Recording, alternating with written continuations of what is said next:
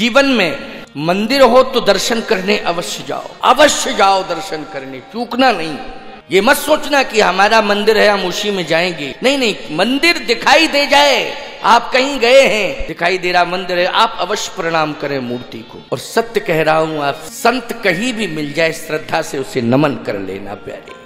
ना जाने किस भेष में बाबा मिल जाए भगवान, आप पहचान नहीं पा रहे हो कि कौन संत है, प्रणाम कर लेना, आप निश्चित रूप से कभी ना कभी आपको भगवान मिल ही जाएंगे।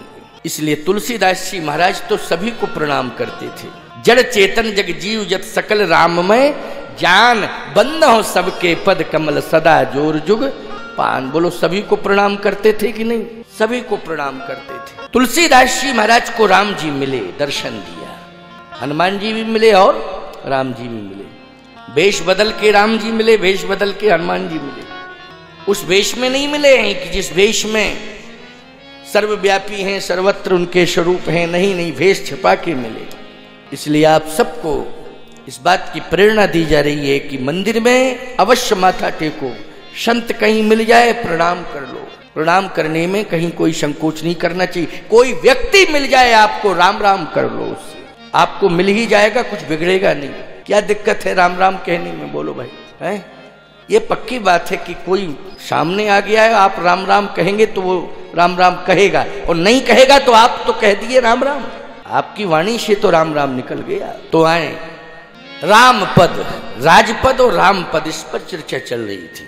वास्तव में राजपद का त्याग किया और सभी ने त्याग किया राजपद का। जब सब चलने लगे अयोध्या से तो भरत जी ने कहा रुको, अयोध्या पूरी खाली हो गई। यहां तक मैंने कल कहा था आपसे कि कैकेयी जी का हाथ कौशल्या जी ने पकड़ लिया, चलो मेरे साथ,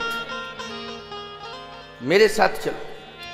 कोई ले जाने वाला नहीं था कैकेयी को, लेकिन कौशल्या जी ने हाथ पकड़ा, चलो बहन मेरे साथ चलो, मैं ले चलूंगी। पुत्र ने तो त्याग दिया था, लेकिन बहन ने हाथ पकड़ लिया। बोलो पकड़ लिया हाथ कि नहीं? पुत्र ने त्याग दिया, बहन कौशल्या ने हाथ पकड़ लिया। बहन उदास मत हो, निराश मत हो, चलो मेरे साथ। लेकिन भरत जी ने कहा रुको, तो कैकेयी कांपने लगी कि हो सकता मेरे कारण कह दिया रुको। भरत जी ने तो केवल यही शब्द कहा था, रुकिए रुकिए रुकिए। कैकेयी कांपने लगी कि लगता है कि मुझे रोका जा रहा है। लेकिन भरत जी ने भरी समाज में एक दृष्टि डाली और कुछ लोगों की ओर इशारा किया और अपनी तरफ बुलाया, ऐसे उंगली का इशारा कर। जिन जिन लोगों की तरफ इशारा किया वही लोग आए, भरत जी को प्रणाम किया। भरत जी ने कहा कि आप लोग नहीं जाओगे। लोगों ने कहा लो, पूरी अयोध्या में यही 4 लोग सबसे अच्छे, वैसे तो अच्छे सभी हैं, लेकिन इनकी 4 की विशेष साख है। देखो भाई, अच्छे तो सभी थे अयोध्या में, लेकिन 4 की विशेष साख थी। अयोध्या का कोई नागरिक गंगा पार नहीं कर सकता है, युद्ध करेंगे। समर मरण पुण्य सुर सरी तीरा, राम काज क्षण भंग शरीरा, तजहु प्राण रघुनाथ न्योरे, ओ 2 हाथ मुद मोदक मोरे। हम सब या तो प्राण दे देंगे या प्राण ले लेंगे, लेकिन जियत न सुरसरी उतर न देव। बोलो ये संघर्ष है कि नहीं? और बिना वजह का संघर्ष है, बिना सोचा समझा संघर्ष है। बातचीत करो पहले, समझो तो बात क्या है। लाठी डंडा चलाना शुरू कर दोगे पहले ही? राजा ने आदेश दिया है। ऐसी राम भक्ति किस काम की है कि तुम साधु पर आक्रमण करो? ऐसी राम भक्ति किस काम की है कि तुम बिना सोचे समझे सज्जनों को गालियां दो? यह राम भक्ति का प्रदर्शन माना जाएगा। ठीक है आप भावुक हैं, लेकिन असंतुलित हैं आप। भावुकता आपकी संयमित होनी चाहिए, संतुलित होनी चाहिए। भावुक होना अच्छी बात है, लेकिन असंतुलित होना अच्छी बात नहीं है। असंतुलित होना अच्छी बात नहीं है।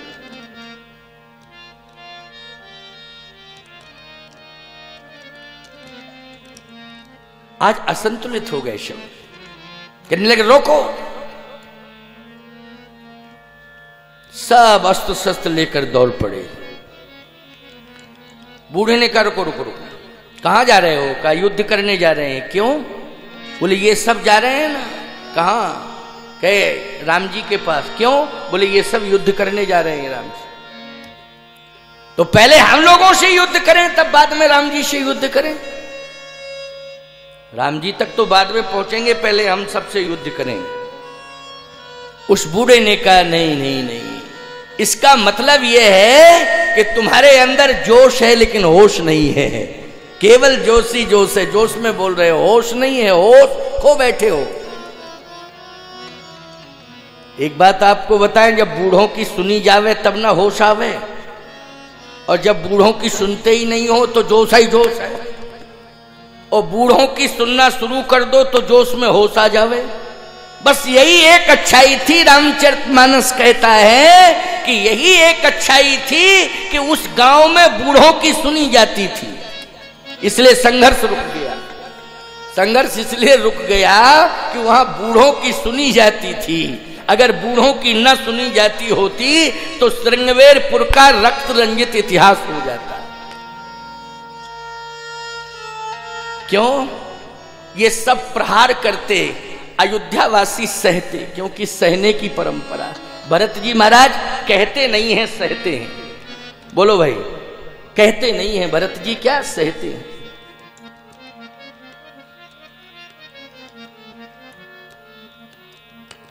उसने कहा रुको, हमारी बात सुनो।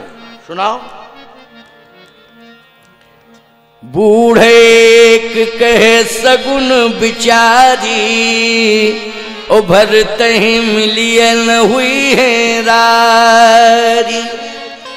राम ही भरत मनावन जाही,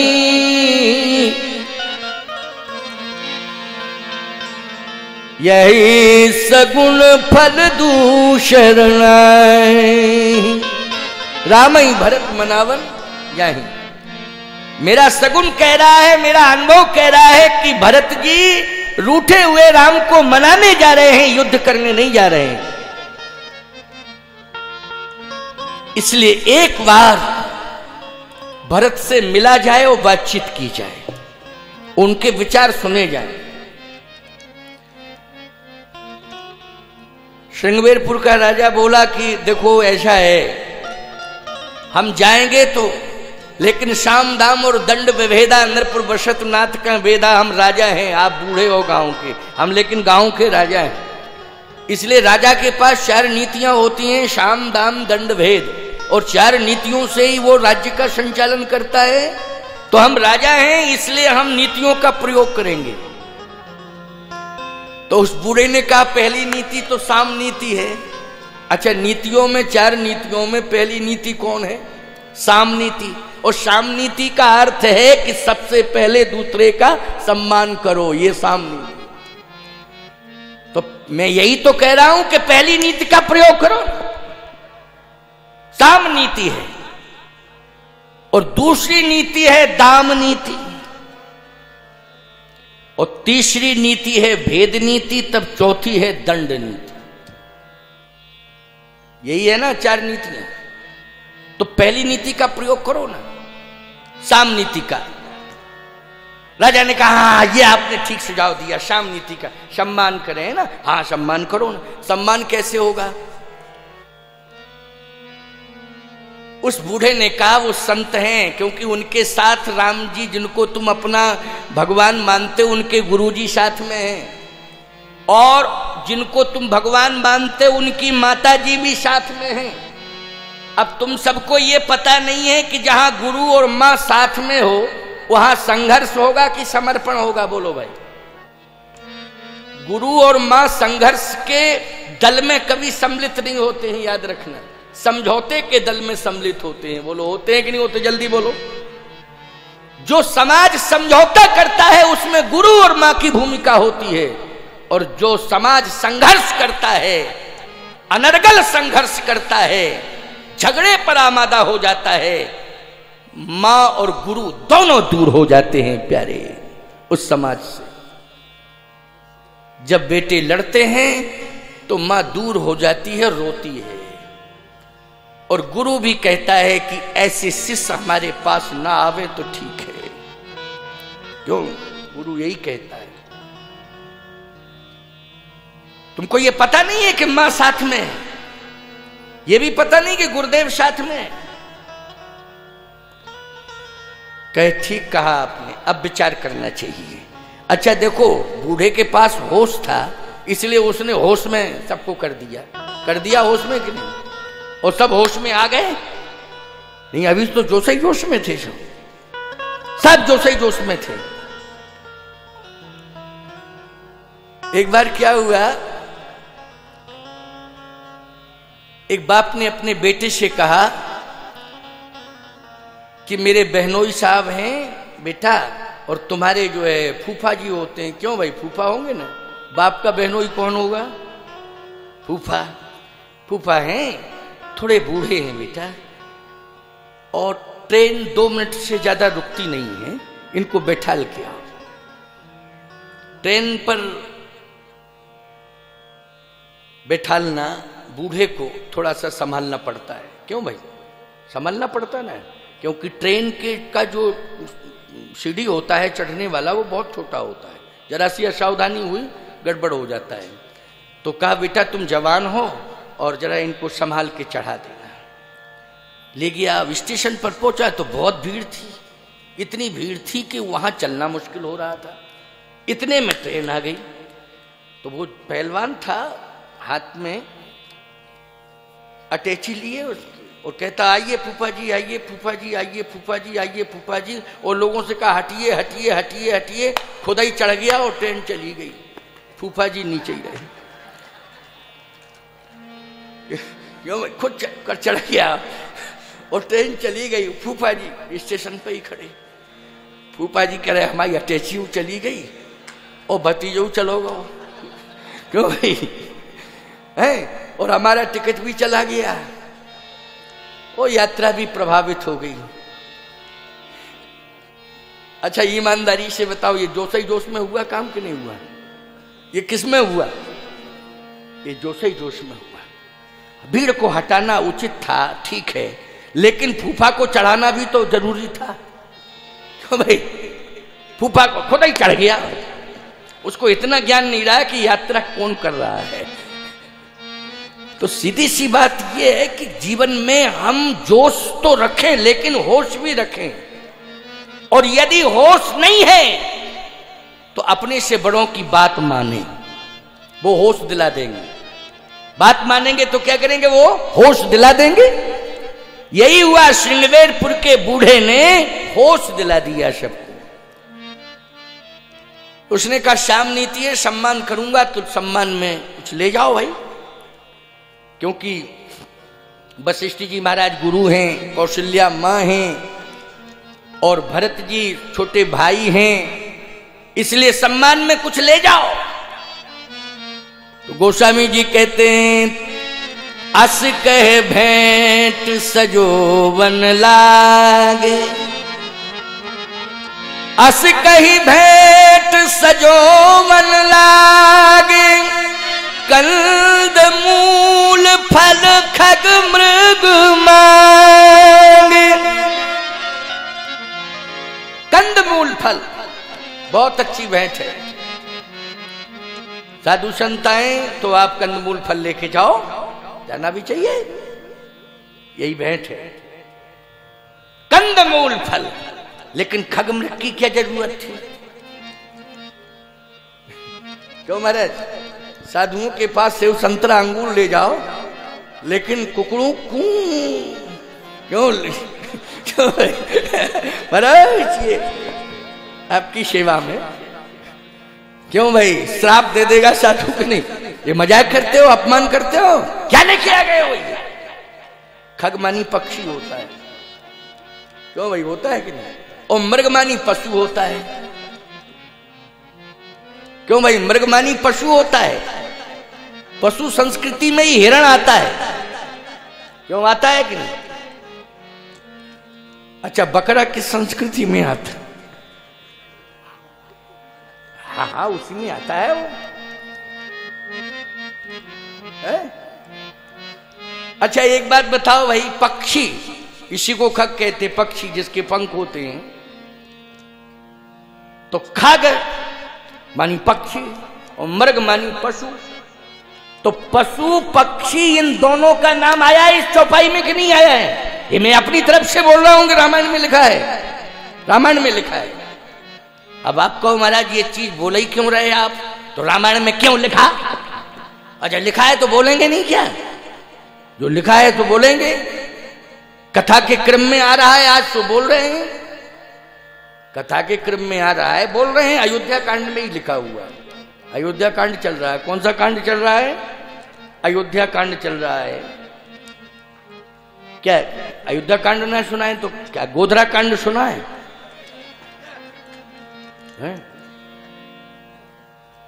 क्यों? खग मृग मांगे, स्पष्ट लिखा है कंदमूल फल। बड़ी बड़ी टोकरियों में कंदमूल फल रख लो, भर लो, और कहा खग मृग पशु पक्षियों को लेके चलो। चलो हो सकता कुछ लोगों ने ऐसा कह दिया होगा या सुना होगा, लेकिन तीसरी चौपाई और सुन लो जरा, आगे की अर्धाली और सुनो। जैसे चलने लगे तो राजा निषाद कहता रुको रुको रुको, अभी अधूरापन है, अभी अधूरी भेंट है, पूरी भेंट करो पूरी। तो पूरी कैसे होगी? मोले मीन पीन पाठीन पुराने, ओ भर भर भार कारण आए। बोले मछलियों की कमी रह गई, मछलियां और ले चलो। अब तो और गड़बड़ी हो गई। क्यों भाई? अब तो पूरी पूरी गड़बड़ी हो गई। क्यों हो गई कि नहीं? मीन पीन पाठीन पुराने, मीन मानी मछली, पीन पाठीन जाते है एक मछली की, पुराने भर भर भार कारण आने। बड़ी बड़ी डलियों में साफ मछलियां भर ली, ले चल रहे। क्या बतावें आपको, बड़ी विडंबना है। क्या हो गया इनको? किसके लिए ले जा रहे हैं? कौन ऐसा अयोध्या के दल में है कि जो मछलियों को पसंद करेगा? बोलो भाई, पशु पक्षियों को पसंद करेगा? हाँ फल आदि हैं तो चलते हैं, फल फल नहीं लेंगे तो क्या लेंगे? कंदमूल फल। लेकिन यहां तो 3 प्रकार की भेंट है, कंदमूल फल, खगमृग और मीन पीन पाठ। आपने कभी विचार किया कि हमारे और आपके जीवन में 3 ही प्रवृत्तियां हैं? सात्विकी प्रवृत्ति, समाज की बात कर रहा हूं, समाज में प्रवृत्तियां कितनी हैं? 3 प्रवृत्तियां हैं, सात्विकी प्रवृत्ति, राजसी प्रवृत्ति और तामसी प्रवृत्ति। समाज में या तो कोई सात्विकी प्रवृत्ति वाला होगा, या राजसी प्रवृत्ति वाला होगा, या फिर तामसी प्रवृत्ति वाला होगा। चौथी कोई प्रवृत्ति होती है क्या? नहीं होती। और यहां 3 प्रकार की व्यवस्थाएं जा रही हैं एक साथ। तो मुझे ऐसा लगता है कि निषाद ये कह रहा है कि अयोध्यावासी कौन सी प्रवृत्ति लेकर के जा रहे हैं राम के पास। क्यों भाई? अयोध्यावासी जो है कौन सी प्रवृत्ति लेकर जा रहे हैं? अगर कंदमूल फल पर दृष्टि गई अयोध्यावासियों की तो सात्विकी प्रवृत्ति है, और यदि खगमृग पर गई तो राजसी प्रवृत्ति है, और यदि मछलियों पर गई तो तामसी प्रवृत्ति है। प्रवृत्ति से अंदाज लग जाएगा कि मनाने जा रहे हैं या संघर्ष करने जा रहे हैं। वाह, ये है रामचरितमानस। बोलो भाई, ये रामायण का मर्म है कि नहीं?